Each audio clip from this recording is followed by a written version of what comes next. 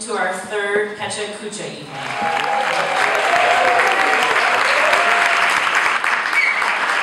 As you enjoy our 12 presenters tonight, I encourage you to reflect on how they connect to ISB's mission to develop adventurers, create advocates, and shape leaders. Now I'll turn it over to Paola Prestini, our first presenter.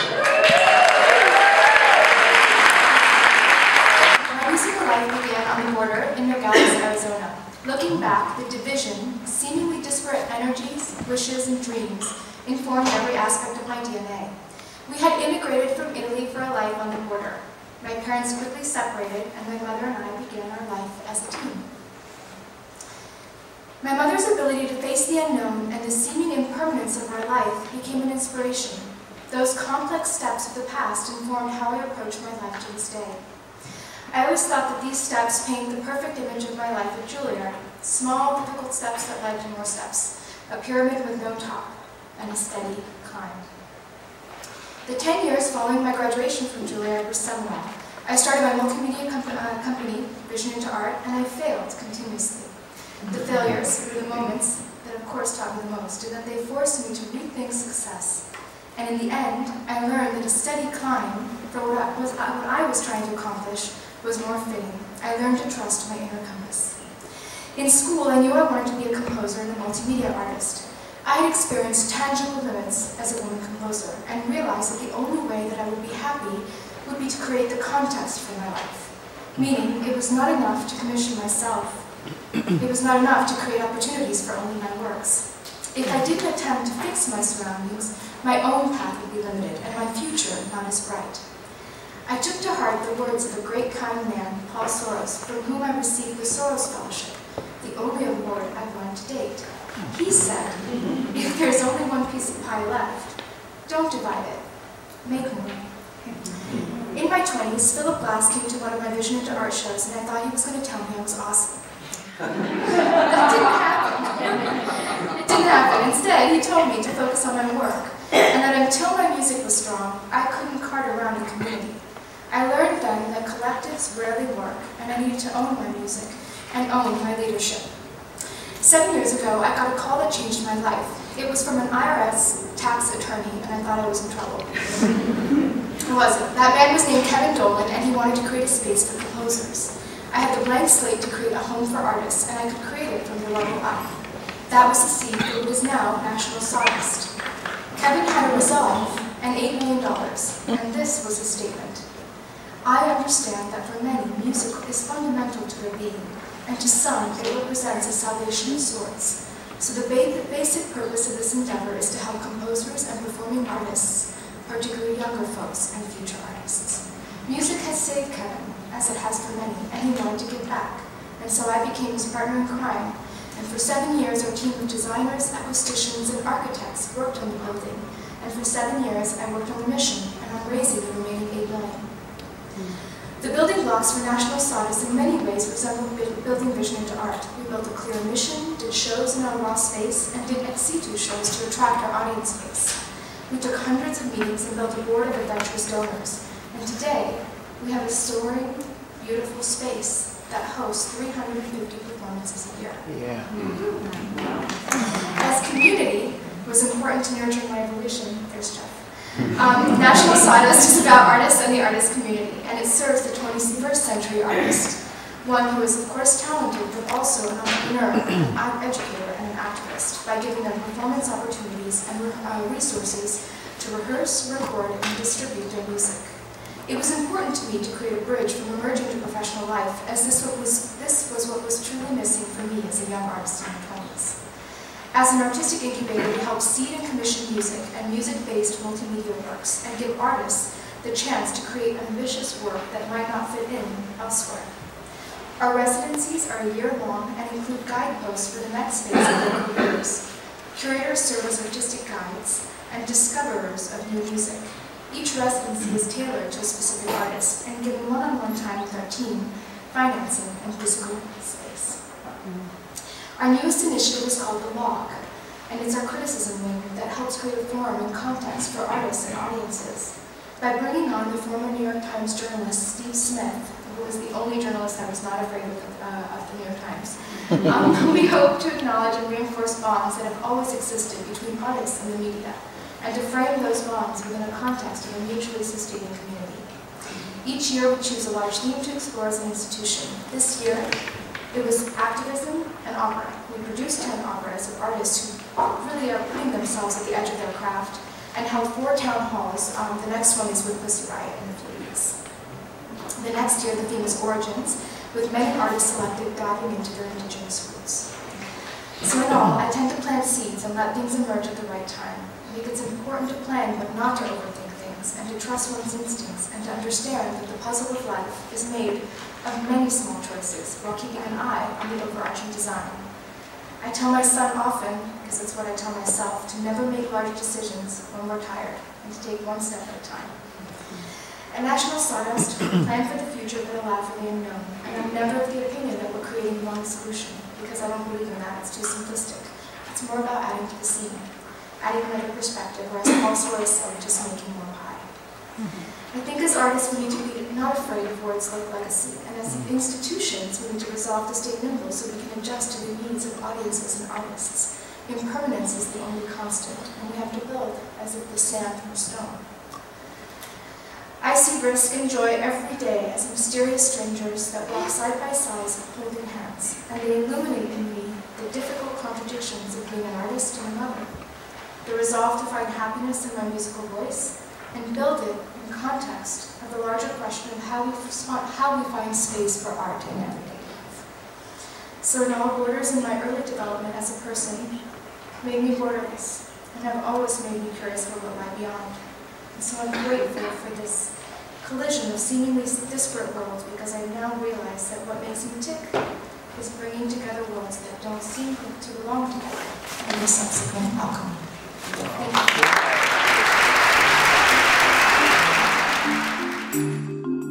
Between spouses at the dinner table, or on date night over cell phone use in our jobs, at the conference table, over a conflict that's been going on for 5,000 years, that between text and image.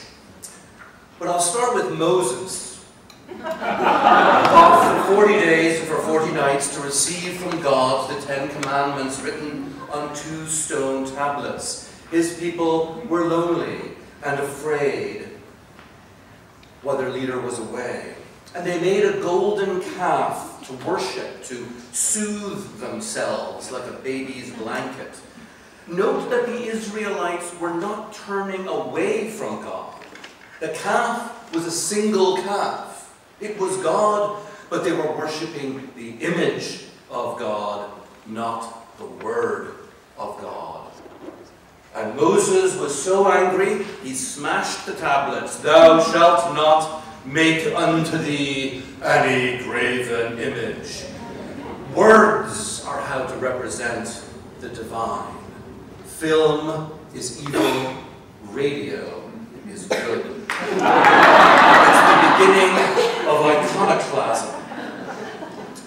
What's significant is that iconoclasm typically happens within a religion, not between religions. An argument over not whom to worship, but how to worship, how to learn, how to think. The Protestant Reformation sought to elevate the word in all its purity over the seductions of imagery. And the third of the great monotheistic religions, Islam, has also periodically engaged in destroying other religions, but mostly dedicated its aggressions toward Islam itself, typically Sunni-related sects, most recently ISIS, destroying Shia and Sufi statues and temples.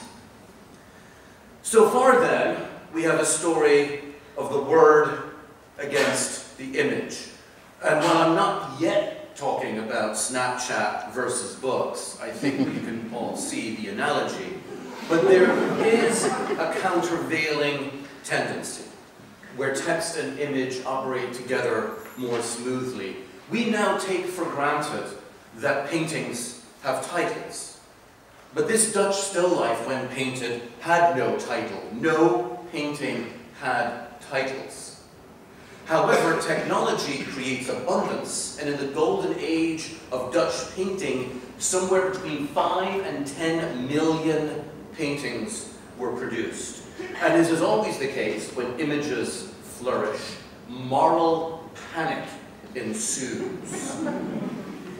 Paintings now needed, painting is the common bait for the uneasy heart overwhelmed by choice, said a 17th century Dutch cultural critic. Paintings, however, therefore needed titles, initially for the purpose of inventorying bourgeois wealth. But ultimately, it was because of engraving first, and then photography, and then film, that we kept generating a profusion of images and then finding that we needed to add text. The photograph, then the caption, the silent movie, and then the intertitle, and then we have comic books, where after the invention of cheap four-color printing in the post-war United States, there were a series of book burnings, congressional investigations, and a society-wide obsession with how comic books were causing juvenile delinquency. Which brings us to Snapchat. Both a source of anxiety for contemporary parents, but also the sign, tap to add a caption, that even all the image in the world does not function without text. That the word coexists with the image. Now, part of the reason is convenience, but I also think it reflects a deeper issue, which is that it is impossible to use an image, or almost impossible, to use an image to critique an image. It is hard to use images to talk about images. We need words to talk about images. However, it is also the case that text might not exist without image. The emoji is text. Each image, a word, an idea that is not so unusual when you consider that Eastern alphabets are effectively images, words made of images. So it is enormously important for us to be aware when we debate effects of technology that so much of what we're debating is not new and not even necessarily about technology, but an argument we've always been having with one another as a society. But if there is a moment where text and image does suddenly magically dissolve, it's in relation, I think, to Marshall McLuhan. And the image I just threw up there was of an interview he did with Playboy magazine, which in its own way is the perfect balance of text and image in our society. McLuhan observed that media is effectively an extension of our central nervous system, like a blind person and their cane. So if there is going to be a resolution to the text and image battle, it is basically going to be telepathy, when we no longer represent anything, and there is no media. And as ludicrous as it sounds, 2 years ago, a person in India and a person in Italy communicated via internet telepathy, using a little ball bouncing around to think 0 versus 1, that then sent a message to a person living in Italy, and the words, because they were, after all, in fact, words, were hola and ciao.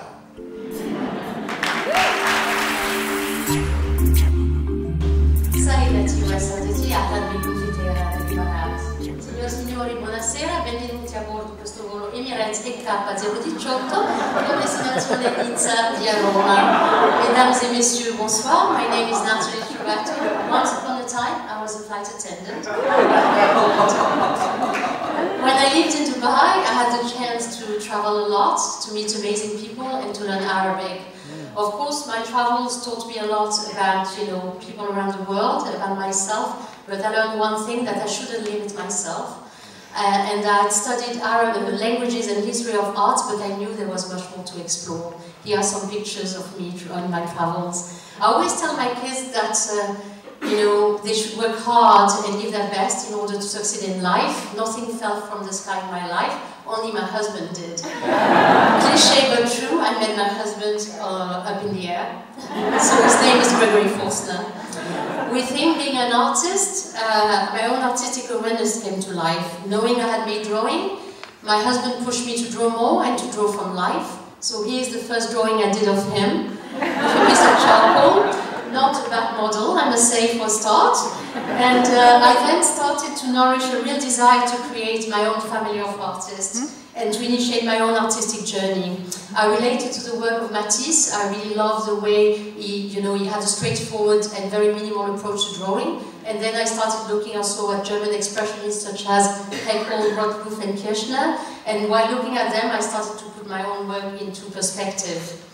After Dubai came Nice, and I was working at the art school Villarson over there, doing studio visits in English for students, and I had a chance to go to the printing studios. What an encounter. I was finally able to release all the image that lived in my head. My first series of etchings revealed lifelong sensation connected to my memories and my imagination. What to do with these drawings, I decided to put together a couple of portfolios that I'd sent to very targeted publishers, and what an honor when Passage Plutôt on the left contacted me to illustrate Guillaume Apollinaire, La Suite de Cendrillon, followed by a Belgian publisher to illustrate the work of a contemporary writer. In 2008, my husband got a grant from the French government to come to New York, and we landed in Bed-Stuy with our two kids and 4 suitcases. New realities, new codes had to be integrated. And I didn't join the co-op, but I joined forum groups such as Fort Wayne Kids, and this is what I read. My breast pump broke, I need a replacement one as soon as possible.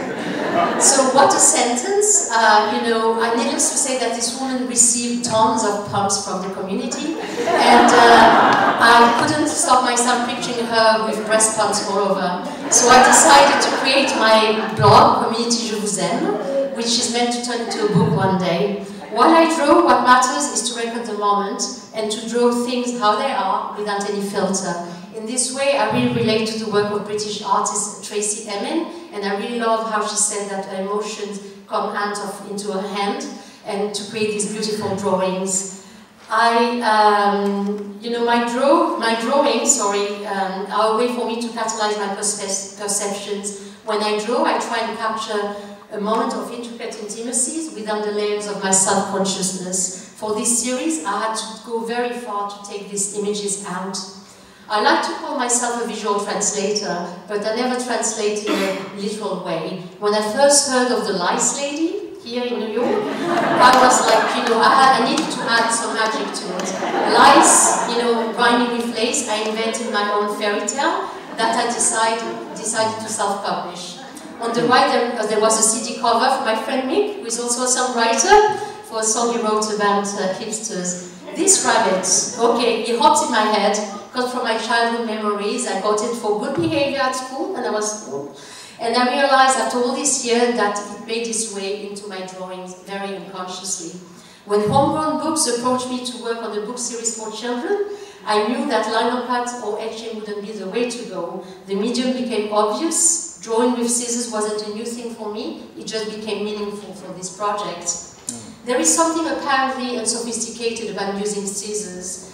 Children know how to use scissors, and there isn't much technicality attached to it. I like to take the position of the child looking at his surrounding. You know, the way kids can be very obsessed with the detail and how detail becomes gigantic in his world. I'm very fascinated by that. And the scale always comes at a surprise in my work. Often in my images, the image goes beyond the frame. I really like to have the viewer project himself in the work. I leave it up to him to complete my work. A lot of what is in my head are also archetypes connected to the people I love. And here's Natasha, my daughter, you know, running on the beach in Ireland. As an educator, I really want to be inspiring. I naturally bring in my creativity into the classroom. I want to give children the confidence, the tools, the space to really extend their playful approach to life. Parents often tell me that scissors and paper have made their entry into their home. I really take the blame for the mess they make at home. My own approach to art and to life in general is also very playful. I like to have fun. When I was commissioned to illustrate La Fontaine, the cricket and the ant, you know, I don't live in the 17th century. I decided to give it a very contemporary touch. And I had this vision of Michael Jackson as a cricket dancing away in Central Park. To keep your creativity alive, in New York can be very challenging. Last year, I decided to take a trip by myself, backpacking in Mexico. I came back so refreshed. I set myself to work and started to create a series of images. I got in touch with Hong Books and came this book, An Alphabet in Bloom, to be released in April. Most of my artwork is created on my kitchen table. I'd like to end by showing one of my daughter's drawings she did a couple of years ago, of the Four of Us by the Sea. Puritanism is not so much a French thing. The drawing has a mind of its own, and it has become alive. As you can see, one after the other, the bathing suits are falling off. Thank you very much.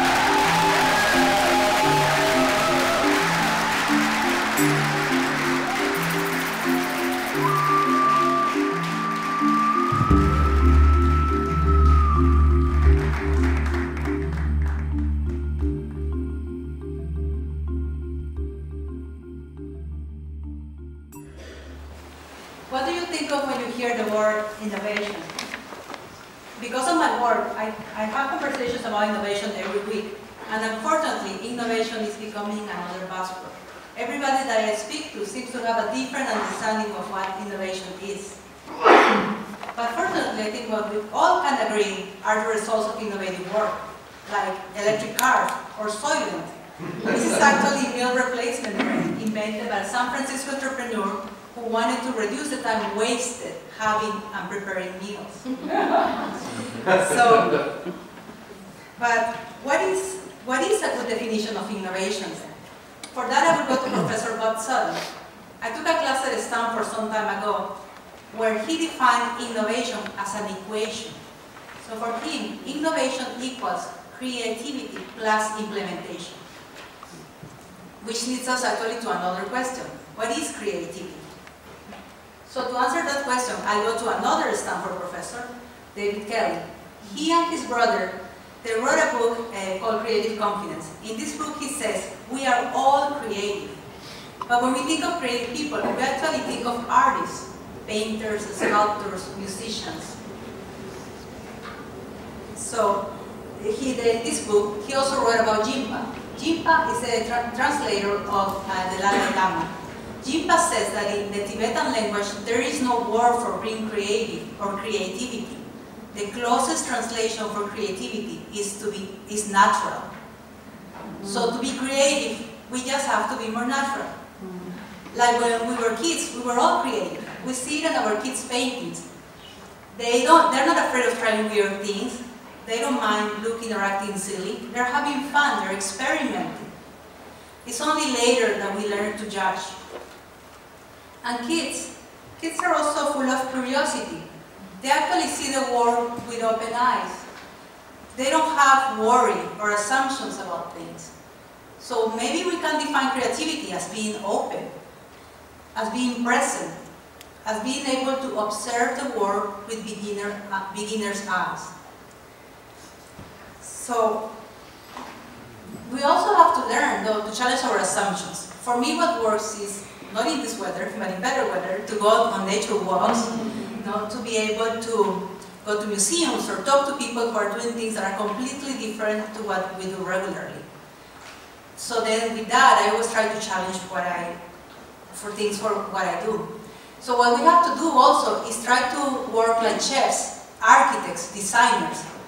They actually experiment before they create the final product.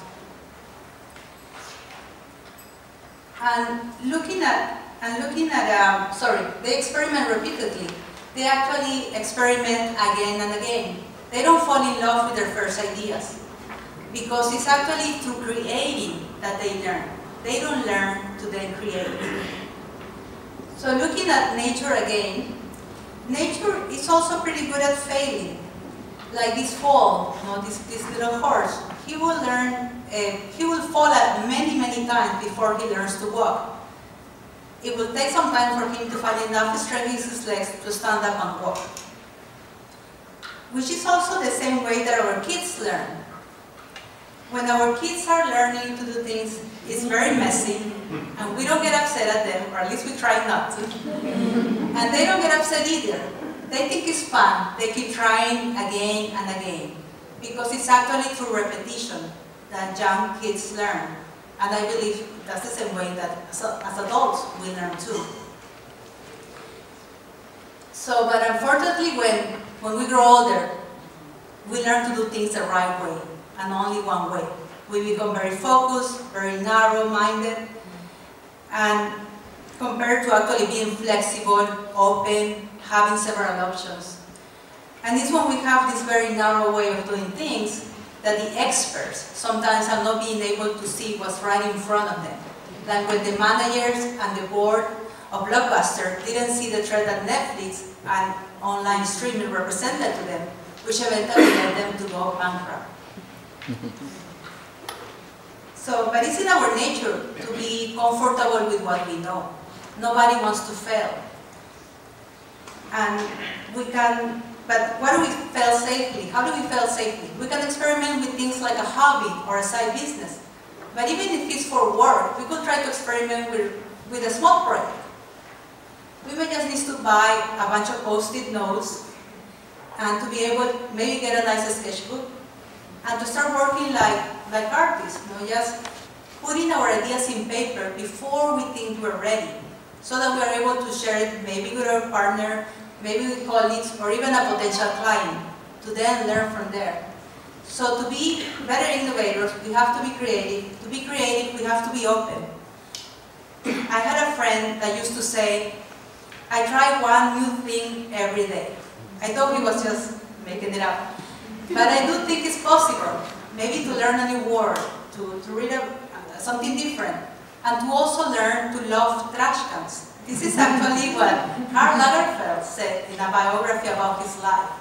Because it's really starting by putting down what you're creating from the roughest sketches that you will learn from them. So going back to the question at the start of the talk, Bob Sutton said, innovation equals creativity plus implementation.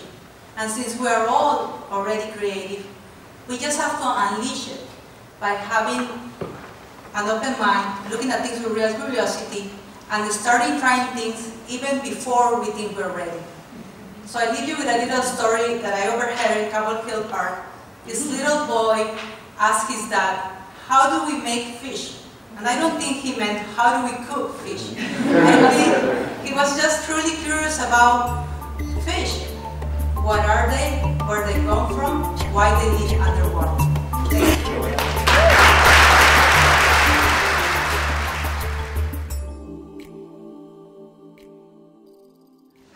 I'm Rob Tallia, and I'm going to be presenting a photography project that I'm in the middle of called 100 Weight New York. So this is one of the most famous photographs ever shot. It's by Ansel Adams, and this was on my wall as a child because I liked it. And I subsequently found out that it's one of the most famous photographs ever. It's called Moonrise, Hernandez, New Mexico. It was actually shot during the day at sunset, but of course it doesn't look like that because Ansel Adams was a genius. This is another just bravura night photograph by O. Winston Link. train shot during a drive-in movie theater. And I saw this, I took a night photography class with one of my favorite photographers, and he showed this shot in class, and I just thought it was amazing. So when I started doing my own night photography stuff, I started working on industrial night photography, long exposure, tripod shots. This is Texas City, 1999, just before Y2K. I was investigated by the FBI for this shortly thereafter. The full story will be told at the bar. That's a true story. I switched to a medium format camera in the early 2000s, and this is Red Hook Grain Terminal. It's still one of my favorite photographs that I've ever taken. The purple sky is a low ceiling at night. In the rain, you get that kind of effect from lights bouncing back. This is with my trusty Hasselblad, which I had for about 6 years. This is one of my favorite refinery shots. It's the Hess Refinery in lovely Carteret, New Jersey. Don't miss it.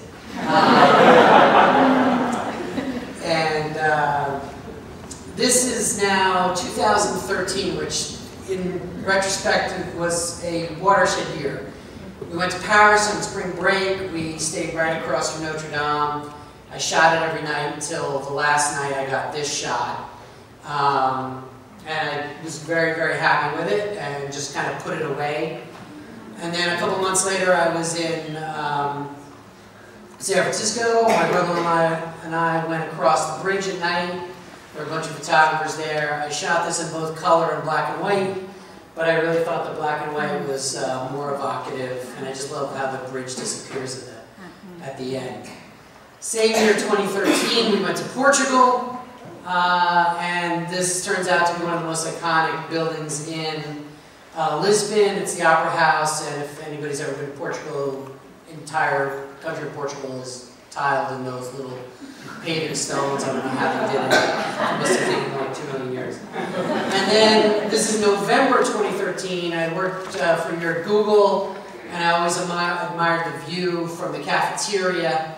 So I took my camera and my tripod in one night and shot this. And this in the previous 4 slides is when I decided I need to do a New York architecture photography project.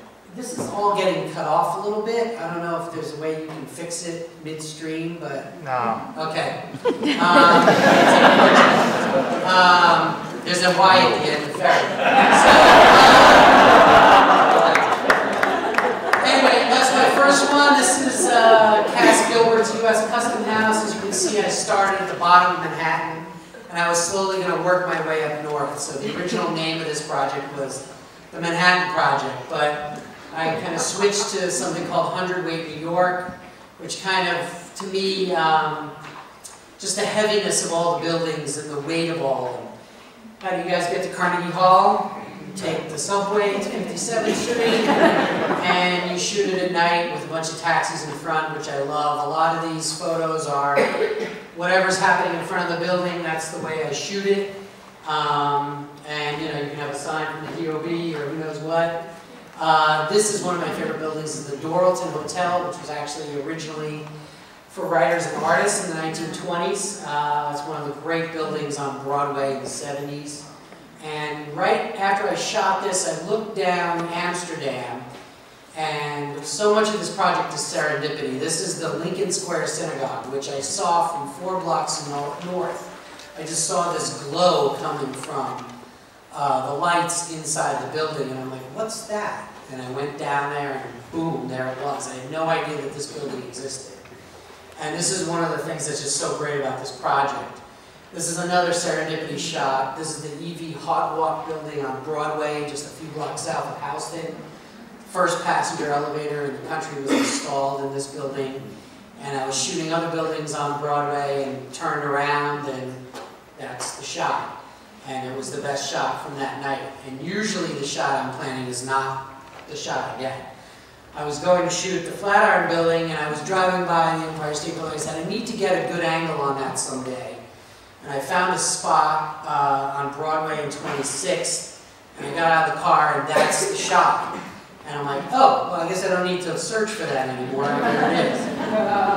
This is the shot I got of the Flatiron, and this is, to me, just evocative of New York. The lights at the bottom, the taxis going through the square, an art piece on the bottom right, the traffic lights, a bunch of other buildings, shot from Madison Square Park. This is one of my favorite new buildings. It's called the James Hotel. It's on the corner of Canal and 6th Avenue. And this is something where I knew in advance the angle I wanted. There's a rooftop bar at the top and a David Burke restaurant at the bottom. I recommend both. This is another serendipity shot. I was shooting Ground Zero and looked north, and this is a new IMP building for a Borough Manhattan Community College. And there's a Jeff Koons sculpture, possibly the only good one, right in the middle. Sorry, Lobo.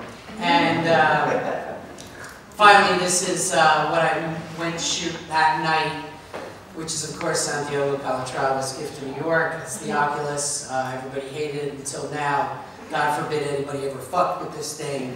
Everybody would have a cat. So, there it is. And I'm going to keep going. That's it.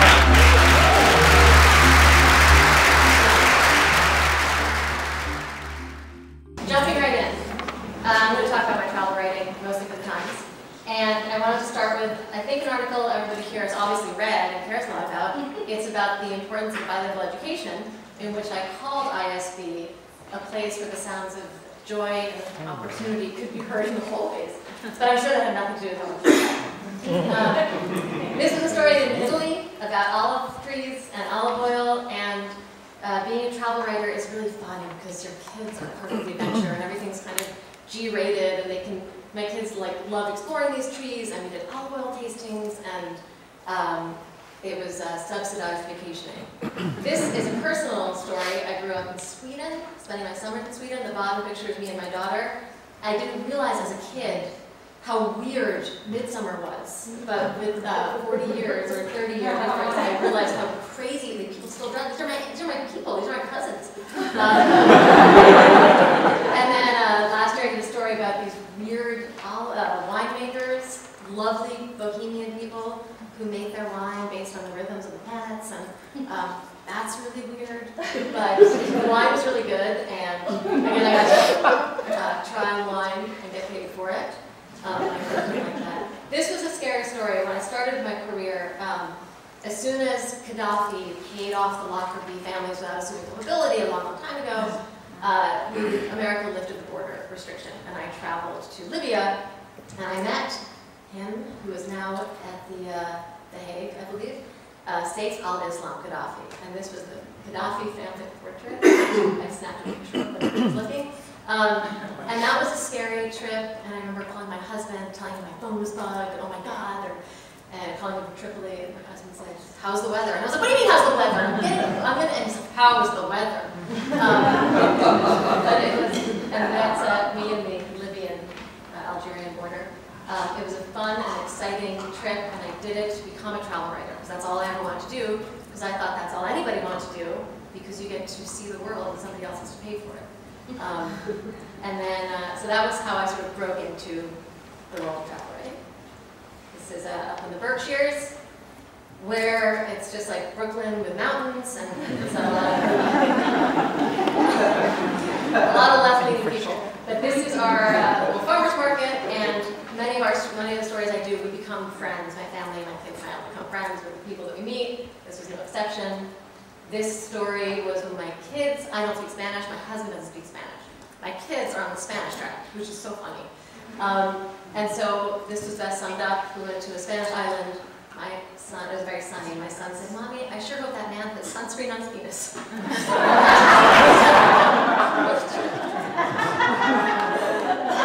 This was a beautiful place, a little pocket of Uruguay, not far from Argentina. I tend to write about olive oil and wine and the good life. And I think that was actually the title for this story, because I get to. It was just very fun. And I was pregnant in this story at the bottom of the earth. This is in the very tip of Patagonia. And it was a another scary thing to be 6 months pregnant on a very bumpy boat, but it was a fun and exciting place to have penguins and emus, and I made a couple of factual errors that the Times readers are always happy to point out. Ethiopia was very challenging emotionally. I had never been in a place before or since that is a pound of flesh, if you'll excuse that metaphor. And it was very hard to write about food in a place where there is so little in it. Then there's Sicily, and the Bucceria, a centuries-old market that is full of like life and history and tradition and a lot of Arabic influences. And as a travel writer, you're always a fish out of water, so to speak. And you always only have a limit. This was an island in Sweden where Ingmar Bergman came from. You always have to immediately find the cool thing that a tourist wouldn't necessarily know about, and you have to do a lot of reporting instantly because somebody else is paying for you to be there. And so whatever you get, if you only go to 3 restaurants, you better hope that at least 2 of them are pretty good. You have to find out what it means to be a local. This was a story in Amman, which was a really cool food story because all these different cultures sort of came together in Jordan, and you got to, so often getting into the fastest way into a culture is through food. And this was no exception. If you don't speak the language, and if you don't know where you're going, and a lot of the places I'm writing about, this was in Asturias in Spain, a lot of places I write about have literally, they're streets with no names, because as a travel writer, you don't want to give somebody something that they could read in a book. So you often want to just find the little nooks and crannies, and it takes a lot. You have to be relevant, you have to be truthful, you have to tell the story in a good way, and this is easy. This is America's California. You speak the language, so you're on the PCH. So this is a travel story with my kids about taking my kids up the PCH with no iPads, and everybody just screaming bloody murder. We're not going to but my husband likes to say, this is a story about women from Retail Magazine who became prostitutes to get out of a war-torn country, or in this case, Iraq. And they prostituted themselves to American soldiers and then escaped. Then happy stories, surfing in Peru, and my husband likes to say, I should introduce myself as Danielle Pergament from the New York Times. I've come to room the neighborhood. Because I think I do my job well. I can find the little secret places that nobody else knows about and tell the readers where to go to. This is a traveler story in Mexico. I think this is a $10,000 a night villa, if anybody's interested.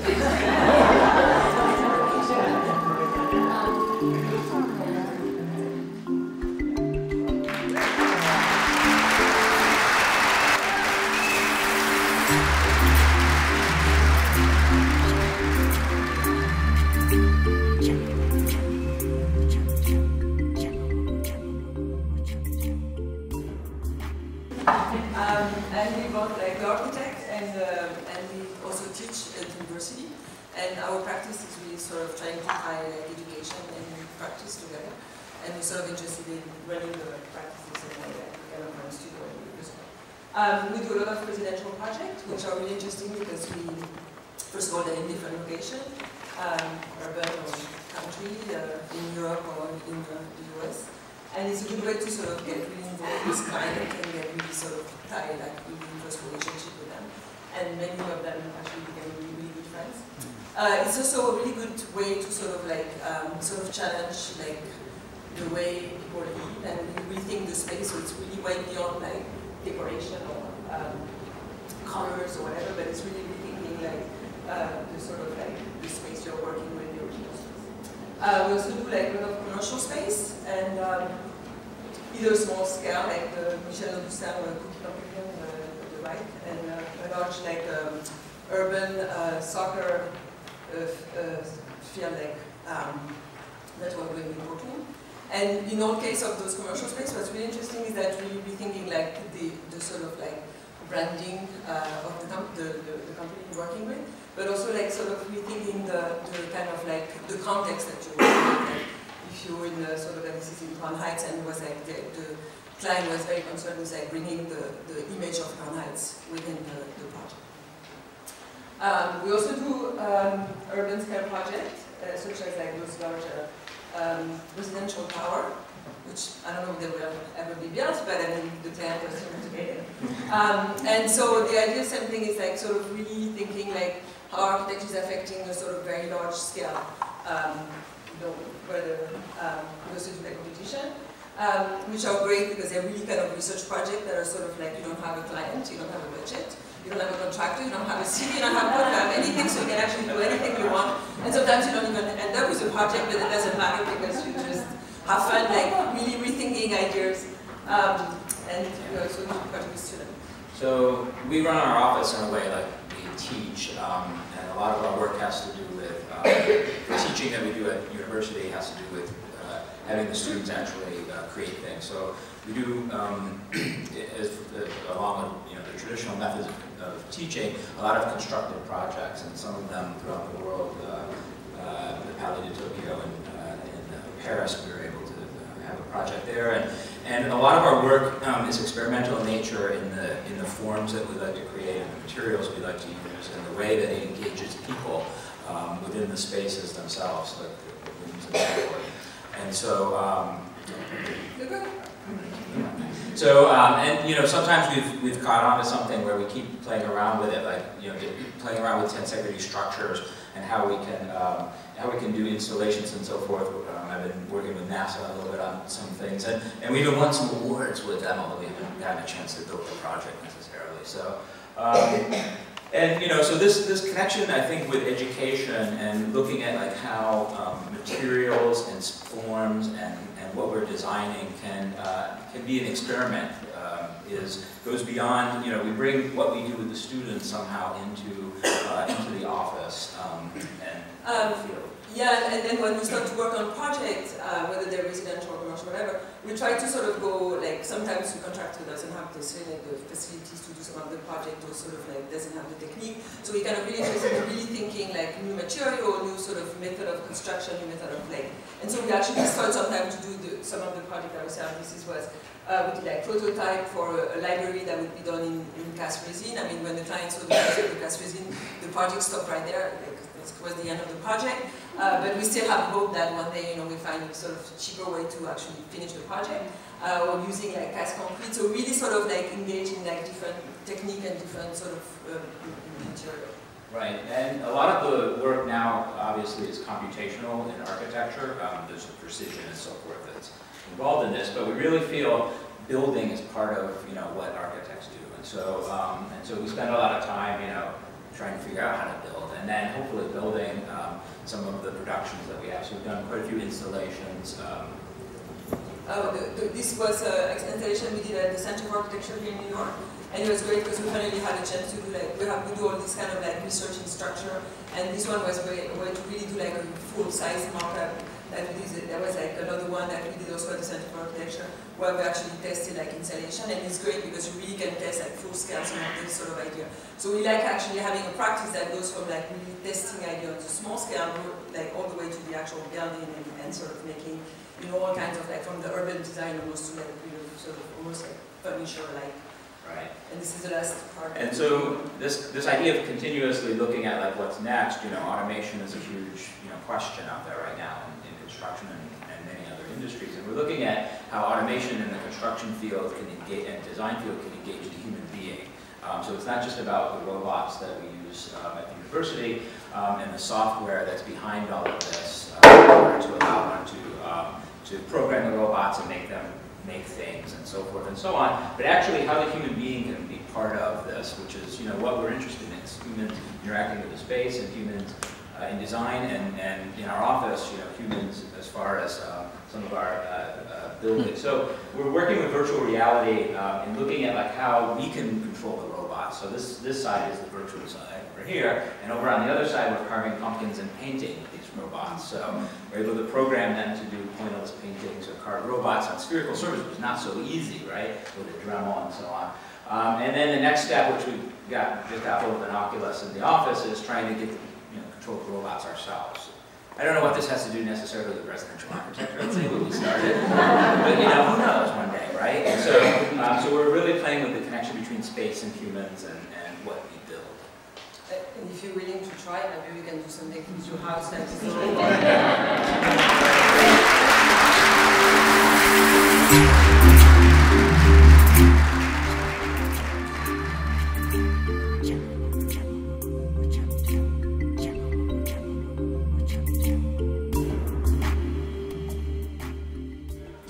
Story, I have to start from the beginning when I was born. Apparently, upon looking into me, my father thought, this guy has to work for the government because his eyes are scary. He might get into trouble. He wanted me to be a civil servant because back then it was a safe job and it was also a job that kept you out of trouble mostly. But of course, I did exactly what sons do, and I was the only son of my father. I became a journalist, the best way to look for trouble.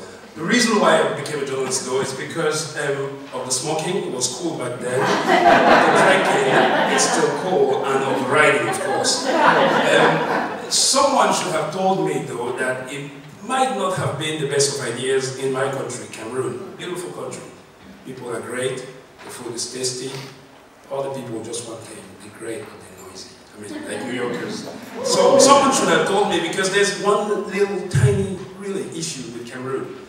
It's mostly an issue you Americans and those who live here know by now. It's a president who doesn't like people writing critical things about him in the press. I might say, if you ask the president, I haven't talked to him for years, he will say that's fake news. And I work for one of those fake news organizations, which at 21 sounds like a great idea. You are actually kicking, I won't say the word, of the president, the most powerful person in the world, in the land. The problem is, you might end up in jail, which is never fun. Now, I was lucky, I never did. Many of my colleagues did. I thought I was clever, but actually I was mostly lucky, and I was mostly stupid. So, I was lucky also because a few years into me being a journalist in Cameroon, I had to leave the country to study. But fast forward, I became a correspondent in Canada, foreign correspondent for French media, Radio France International. Now, the sad thing, and I say this nicely because my wife is from Canada, the sad thing about covering Canada as a journalist is that everything works well. Healthcare is great, the train gets there in time, so it makes it difficult, but it was the perfect contrast to come to New York. As a journalist in New York, really, you're running all over the place. But the best thing that happened to me in New York is that I met a woman who will become my future wife. So, fast forward, I'm following her, and I end up in the courtroom somewhere in East Africa and Tanzania, covering some of the worst stories on earth. This is the UN Tribunal for Rwanda, charged with prosecuting people who were behind the genocide of Tutsis in Rwanda. It was great, but it's also here that I started asking myself one fundamental question. In front of the suffering so many people have gone through, as a journalist, when you're writing about it, are you just preying on them, or are you helping them? In a way, it's a question that followed me when we moved around the place in the Great Lakes, in South Sudan, in Uganda, in Eastern Congo, in Burundi, and reporting on refugees, reporting on child soldiers. The question was always, am I helping in any way? Am I not just making a name for myself, speaking on radio with that French accent? And I started thinking I need to do something maybe that will make me feel better. Now, I joined this place. Now, anyone who knows the journalists who've written about the UN will have a hard time pointing to one journalist who hasn't criticized the UN. I did criticize the UN in a long book, 254 pages. Yet I ended it here 7 years ago. Now, the problem with working at the UN is that although everyone knows about it, most people have a funny idea. For example, my family thinks I spend my days in this room. It's the Security Council room. And I have no idea what I do there. My mother always says, oh, you are in those meetings, you take decisions. They sound important, but they don't change anything. Now, you also have your friends who actually think, well, most of the time, this is what you do. You drink in nice whiskey. The worst is that Donald Trump told us saying that a few weeks ago, which we felt really insulting because we've stopped smoking, we drink a little bit, but not really expensive whiskey. And most of the time, if you speak to my colleagues or you speak to me when I'm addressed, we think this is what we're doing. We're really climbing a mountain of papers with paper pushers. It's unfair in a way because, yes, we do some of that, but it's really not all we do. We do in a way, all of that, we meet a lot, really. I mean, I don't know, someone from the UN wouldn't say that. We also drink sometimes and we push paper, but the point is really to get to help, to bring peace where there's been war, to bring relief where there's been suffering, to bring a measure of norms when all the norms are falling apart. Now, I say that, and I'm reminded that in Iraq, as I speak, not in Paris, although the picture suggests that, in Iraq, as I speak, the war continues, and I was a journalist based here at the UN when the war started in Iraq. I was with my girlfriend, and we felt like crying. She became my wife, so that helped me go through that. I'm also reminded that wars continues in Yemen, in Syria, in Mali, that refugees across the world, well, we have more of them today than we ever had since record exists, which is impressive, sad, and somehow points to the fact that maybe at the UN we're not doing such a great job. Now, I'm not suggesting that we're not, but there are days where I think about, well, when I was a journalist, at least it was fun. I was annoying the hell out of a dictator, and I was traveling, I was writing about people, and maybe somehow action could come from that, from other people who are more qualified than I am. And I sometimes feel maybe I should go back to that. Because at the UN, here's what we do actually most of the time. We try to get people to agree to solutions to the suffering we see out there. And yes, we actually succeed sometimes, but most days it's as if we fail. Most days, really, because we wake up in the morning with bad news, we end up with really bad news again. So I don't have an answer to the question I have initially, so I went to someone who might help. Danielle Pergament, who's from Sweden, was the second Secretary General of the UN, and he once said, the UN wasn't created to bring us to heaven, but to save us from hell. I think he has the answer for the question I couldn't find. Thank you.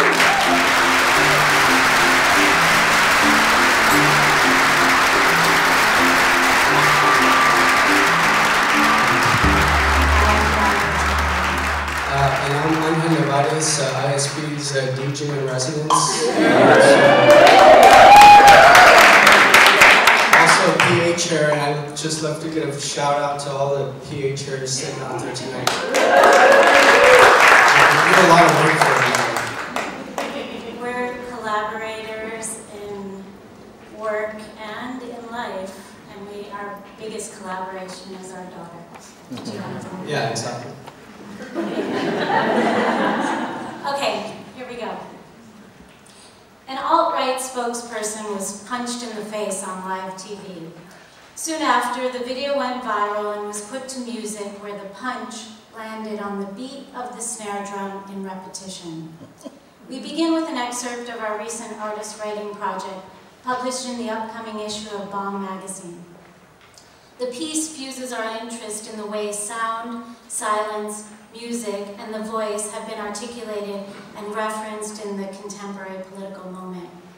Over the course of these 20 slides, we'll attempt to speak to themes prevalent in our 15-year collaboration. A common denominator is the rearticulation of circulating cultural forms. The force of energy, the power of life, and the subject of speech. This is the chorus of a song we titled, We Need a Theory to Continue. The chorus was borrowed from Michel Foucault's book, The Order of Things. In Austin, Texas, the self-proclaimed live music capital of the world, our lyrics were put to music by 3 dissimilar bands and performed at Austin City Hall, thus rendering 3 original songs without a cover. The documentation was then used in a 3-channel video work that explores civic space, dissent, and collective strategies. Cover songs function as time travel, where perhaps the cover prompts memory of the moment in which the original song was first produced by the artist or heard by the listener. We've been interested in the cover song as a musical transgression, as a way to renew earlier codes. The war song departs from Culture Club's 1984 radio hit of the same name. Rearranged in collaboration with Jan Oyvind Næss and performed by Jenny Haval and the Norwegian Radio Orchestra at the Oslo Opera House, our slower, bleaker interpretation evokes a song sung after the war. In Touching from a Distance, as a mariachi band performs Joy Division's 1979 song Transmission, a protest against the inefficient use of regional public funds transpires. The piece focuses on the fragmentation of public space and the various actors simultaneously occupying Plaza de la Liberación in Guadalajara, Mexico on a particular day. The work moves between performance, protest, and public use, and frames the plaza as a stage for enunciative acts and musical contravention. We now move to the top of the Empire State Building, 1,250 feet from the ground, the space between the tip of the mooring mast and directly below the transmission tower. The radio signals that stem from this site traverse the geographic space of the tri-state area. The architecture of radio transmission has been a long-time interest of ours. We consider the electromagnetic spectrum a form of public space and a site of intervention. Radio produces fragmentation of the audible, yet invisible subject as a disembodied voice. The voice is both the object and the subject of a science fiction radio play we wrote and performed in front of a live audience in Murcia, Spain. Since then, the project, What We Might Have Heard in the Future, has shifted into a sound installation where the radio play is heard through a radio receiving a low-power FM transmission signal situated in the exhibition space.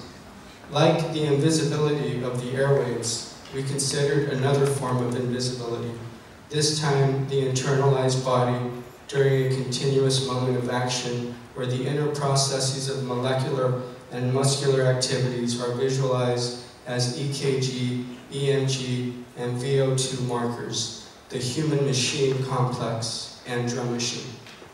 We'll return to science fiction, this time through the work of French filmmaker Chris Marker and his iconic 1963 film La Jetée. Our film, Memory of a Time Twice Lived, extends from Chris Marker by way of the accordion and the Mexican wrestler El Santo. The film imparts a Latin American twist on the French avant-garde, building a field of relations which tie together 20th century mythic heroes, the taxidermy collection of the Wagner Free Institute of Science in Philadelphia, and the accordion as a nomadic instrument. Shot in Philadelphia, Mexico City, and Hidalgo, Mexico, Memory of a Time Twice Lived is a journey through musical tempo, cinematic time, and the excavation of an image. The film includes a concert performed at the Wagner Free Institute of Science with a number of 19th century compositions covered in norteño style, a filmic reinterpretation of a scene from La Jetée staged in the gallery of the Wagner, a brief historiography of El Santo, and an itinerant accordionist performing throughout Philadelphia. The accordion is an active character in the film, moving us forward as we migrate through the historical, the relational, and the personal.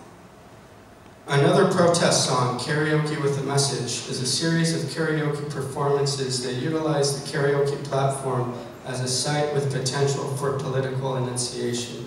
We are interested in the relations that may appear through the framework of protest karaoke. With this work, we invite the public to sing songs of protest, along with pop songs originally written with another set of ideas in mind, yet recontextualized to support a political message. We provide, in a sense, a mediated soapbox where participants can profess their political interests and dislikes through song. We see each performance like a cover song, an echo of another time, place, or a story brought into the present. The wobbly songwriter Joe Hill felt that political messages as lyrics put to melody and song are often memorized and repeated over and over and become a way to share knowledge. Later, singers in the U.S. like Barbara Dane and Phil Oakes saw the folk singer as a traveling newspaper, spreading reports through music. Echoing Joe Hill, Phil Oakes went on to say, "One good song with a message can bring a point more deeply to more people than 1,000 rallies. Every newspaper headline is a potential song." Thank you. Thank you.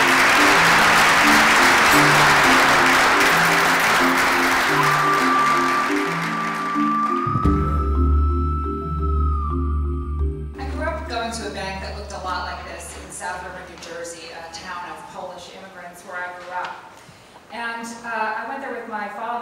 Saturday mornings, we would go there as part of our errand ritual, and my dad knew all the bankers. I got my first passbook savings account there, and it was really a community place. A lot has changed. These are my children, Cece and Milo. They both go to school here. A few years ago, this is what banking has become for them. Going to the bank on Saturday morning to press a few buttons and get a lot of cash out of the machine. Now, that change works for some of us. Some of us like banking in the middle of the night on our computers in our pajamas, but not for everyone. In 2009, the FDIC started looking at how many people had bank accounts and how many didn't. And they found that 20% of Americans are underbanked. They don't have a bank, they have a bank account, but they also use services like check cashers and payday lenders. And another 8% have no bank account at all. Policymakers got concerned about people using these alternative financial services that include check cashers, rent-to-own shops, payday lenders, pawn shops, etc., and started to create policy that would move everyone into a bank account. The prevailing view was that banks and credit unions were good and that everything else was bad. And indeed, we saw the increasing use of all of these other services. Payday lending, for example, grew from a $10 billion business in 2002 to a $30 billion business in 2012. There are more payday loan stores in the United States today than there are Starbucks and McDonald's combined. And that includes the fact that their payday lending is illegal in 13 states, including New York. Now, most of us think that these are really bad businesses, and why would anybody use them? I've done research in poor communities for 20 years, and I wondered why people, low-income people in particular, who know where every dollar goes, because they don't have a buffer at all, would use these services. And it seemed to me that there must be a better reason than the fact that they were ignorant or didn't know better. In order to figure out the answer to that question, I took a job as a teller at a check cashing store in the South Bronx for 4 months, and then later as a payday lender and loan collector in Oakland, California, in order to really understand why people were making the decisions they did. And I found that people actually had very good reasons for doing what they did. And I found also that the consumer financial services industry, which includes all of these businesses along with credit bureaus and student lenders, is broken, and that consumers are misunderstood. It's not that they're ignorant, but it is that they have fewer choices, and also that they're in a very bad place when it comes to being able to work and make enough money to support their families. I came away with a different view of the consumer financial services system that shows that mainstream banks and credit unions are not totally separate from everything else. A lot of the people that I spoke with had bank accounts. They also used these other services, and they used a lot of informal services as well, rotating savings and credit associations, loan SARCs, etc. And I found that there were 4 things that these customers, alternative financial services customers, valued. And were the reasons that explained why they did what they did. And I would venture to say that most of us valued the same things. Probably the most surprising one was that they told me that it was less expensive to use payday lenders and check cashers given their other choices. And for anyone who banks, these graphs, you don't really need to know what they say except to know that the trends are up. Monthly service fees, overdraft fees, ATM fees have skyrocketed over the last 20 years. Banks currently make $33 billion per year on overdraft fees alone. That's a lot of money. One of the bankers I spoke with in the course of my research said that fee income is like a drug. Once you get it, it's like a drug. It's really hard to go back on it. Another consultant said that fee income is the gold mine of checking.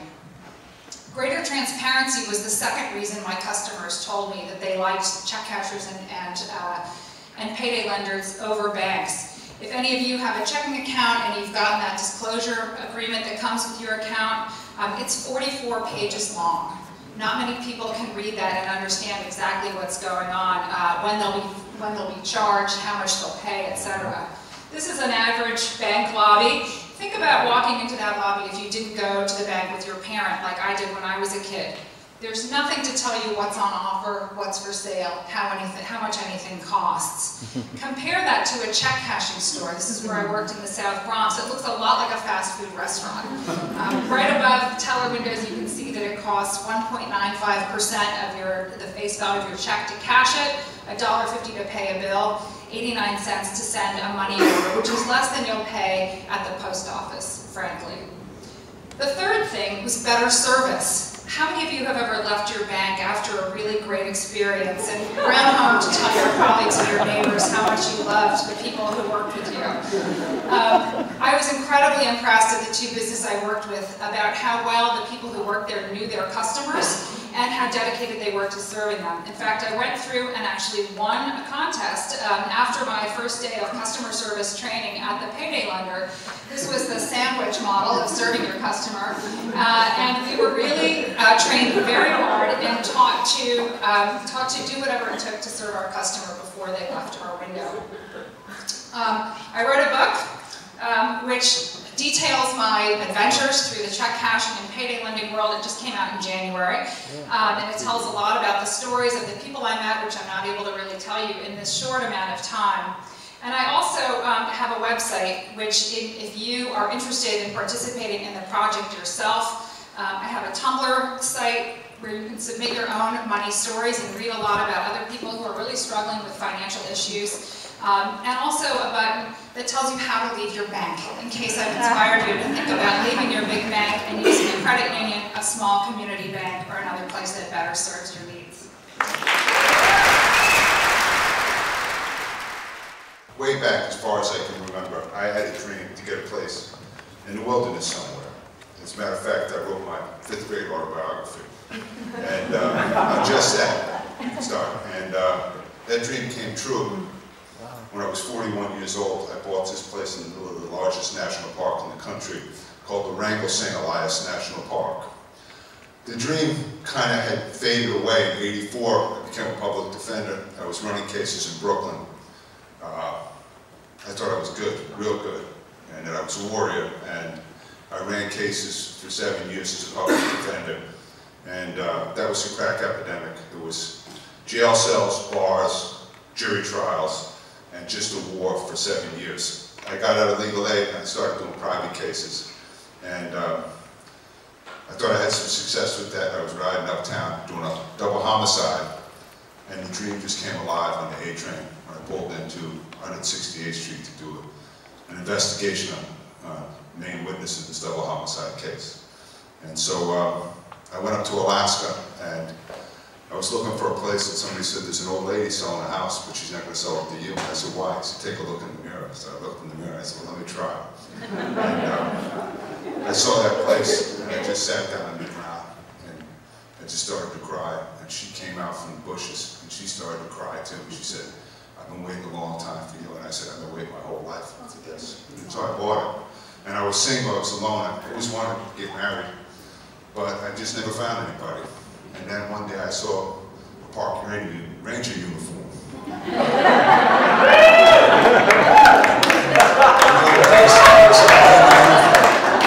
And you know, I was going up there to rest and recover. And Chris and I got together, we got married, we had a couple kids, his arms and legs in the face and snot on me, kissing and hugging. Just heavy, you know. But there was one thing missing. It was the kids from Brooklyn, that they never really got a chance to do the stuff that I was doing. And I said, I'm going to start this little program. And I'm going to bring kids from Brooklyn that I worked with, similar kids that I worked with when I was at legal aid. And after a few false starts in '07, I got a little group together. And since that time, Chris and I have been growing this project. This year we're doing a girls group. And I just thought I'd tell 2 quick little stories about 2 of the kids from this year. I had one kid show up, very heavy-set, shy kid looking at his feet. I told him, you know, you can't really see Alaska unless you look up. And I said, you gotta walk, you gotta move. This kid did everything that he was asked to do, climbed every mountain, he swam every river. His father called me a month later and said, I don't know where my son is, but he's not the same kid. He came home, he's doing wonderfully well. He's getting all A's. Last year he was getting all F's. There's a little black guy from Bed-Stuy who was born in Brooklyn, but he should have been born in Alaska. He just rolled around in the dirt and laughed the whole time last year. And I'm convinced he's going to be a trapper in Alaska. He's going to lose his earlobes to frostbite, and he's going to be a solid builder in Alaska. And we're doing this program and having fun doing it. And this year we need money. Not that I'm pitching, but I'm not. I wouldn't say no if you really want. So it's just kind of my life now that I do this and I still run cases. And I get to be with the kids in a place that's not a prison cell or Rikers Island. It's in the wilderness, and these guys get something from this that I think they might not get unless we did this program. So I'm going to keep talking. I didn't think I'd go back and run off the mouth all day. And these are all local guys. The town has gone crazy for this program. All school Alaskans who never saw a black person in their life go crazy for this program. They help run the rafting part of it. They take the kids up in the mountains, and they just really enjoy the trip. This guy was on the trip this year. His name is Osama. He was born after 9/11, and he's a Yemeni refugee. He went crazy, had a great time. His sister's going to open up the fundraiser. His mother said he was a little baby when he went up there, and he came back a man. So we really enjoyed having him on the trip. And we start out with ice climbing. They were really acting like kids then. That's clay. And they turned into clay men, and we just sat there and laughed at it the whole time. That was in 2015. But it's just a chance for kids to get away from electronics and just be kids. I mean, if you look at them there, they don't have a care in the world. They might never want to come back to Brooklyn. This is 2012, I think. And I had a belly, then I lost it since then. But this group was a good group. And we had a good time on that trip. The best thing on that trip, one kid had a bad dream and came and got me out of the tent. And I had to sleep next to him in the tent all night. So that made me feel good, because usually I'm a cross between Captain Bligh, because I'm vicious with them. I'm real hard on them. And Mother Teresa, I try to be kind to them. I make them jump in freezing cold water. If they start squawking, I tell them I'll duck their head under a hole. So that's part of the trip, is you got to be a little tough. This kid here wanted to be a fighter. He didn't have it, and then he came back from the trip. He's undefeated. He fought in the Pan Am Games for Trinidad and Tobago, could make it in the U.S. He's an unbelievable, beautiful kid.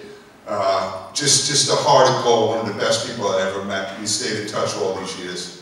This is the last day of the trip. They do, I say it for the last day because it's the best. They do a whitewater trip when we get back to civilization. We travel south of Anchorage after we've done a 100-mile raft trip. They do this whitewater trip, which they go crazy for. That's the kind of last thing they're left with on the trip, is this crazy whitewater trip. And that's down in Hope, Alaska. We're usually nowhere near any cars, but that's on the Turning Arm. And we spend the last night before they raft down here, and we fly out of Anchorage the next day. And that's just kind of a cool place. I get to dump them there, and then all the guys go into town and eat. We make them have sandwiches back at the campsite. Because I don't baby, that's for sure. And that's, if you do want to turn down a check or anything like that, I'm begging. This is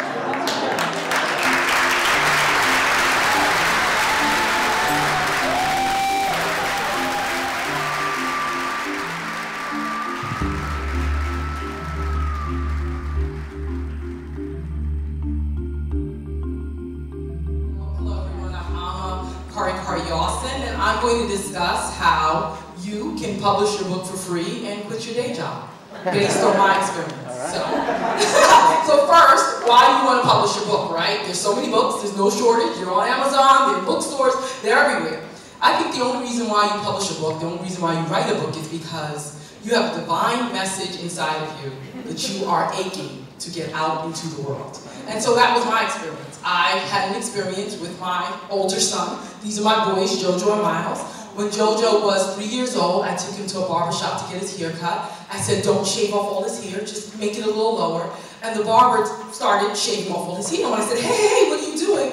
The barber said, you have a real N-word right here. He's a native boy. He's from the tribe. This is not pretty here. It should be cut all off. And I was like, oh goodness. So I wanted to write a story to inspire children of African descent to love their hair, and to inspire all people to love themselves. But I thought, how can I do this, right? I have an undergrad from Harvard, a JD from UPenn, an MBA from Wharton. I've done all my work experience in corporate law and banking, and I'm like, how can I do this? It's called the lizard brain, the amygdala, which tells you, you are not enough, you cannot do this. So what got me past the lizard brain? I was watching Super Soul Sunday on OWN when a speaker named Marianne Williamson said, art is no different from prayer. Art is no different from prayer. So I said, you know something, I can pray. I believe myself to be a spiritual person. So I sat down and prayed and asked God to give me a story of healing. And I sat down and wrote that story. So now, the story of healing is in Microsoft Word. It's on my computer. How am I going to get it out into the world, right? This is an important question. And so I began the process of figuring that out, right? The story is called Sune's Gift. It's a story about a sun child. The creator makes a sun child with hair that's kinky that grows up to the sun. The creator also makes an earth child, water child, and wind child. The earth child, water child, and wind child start teasing the sun child for having hair that grows up. The sun child beats the hair to make it straight. But when the hair becomes straight, it all falls out and the sun disappears. So I make my story. I'm like, what am I going to do? Traditional publishing. I don't want to write these query letters. I don't want to see control. Assisted self-publishing. You pay them money, they help you publish, but they couldn't give me the environmental friendly paper that I wanted. So I said, I'm going to self-publish it. This means I have to take control of the entire process, people. I have to find the editors myself. I have to find the illustrator, the graphic design. I mean, self-publishing the way I did it is a really cumbersome process. But the most important problem with self-publishing is you need money. You need money, right? So how are you going to get this money? And so what I engaged in was a Kickstarter. For 45 days, I begged friends while breastfeeding my little baby at 12 o'clock at night to give me money for my book ahead of time. I asked them, please, this is a great project, this is what it's about. In 45 days, I was able to raise over $12,000 from 219 people. So that's my Kickstarter success. And so, hallelujah, praise the Lord. I have the money, but the process is just beginning.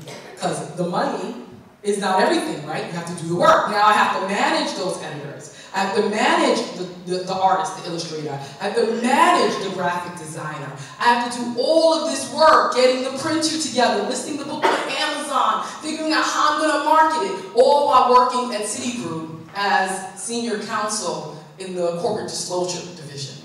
And so, and so people, that is what I was doing, you know, reaching out to bookstores, trying to figure out what this plan would be. Offset printing takes a while, so 6 weeks passed, finally the book is in my hand. And I want to tell you the greatest lie that's ever been told.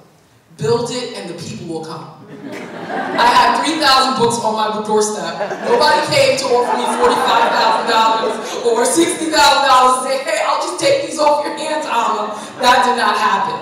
And so in figuring out how to get the message out there, I turned to my former self. I had entered storytelling contests all my life, starting from 4th grade. I was a Queen Storytelling Champion. So I started performing the story in bullying prevention programs. And then I started performing it in professional development programs and leadership development programs and so forth and so on. But I was doing all this while still working at Citigroup and raising 2 kids. And so eventually I came to this point where I said, this will not hold. You have to jump to be successful. Steve Harvey says that we're all at the cliff of life.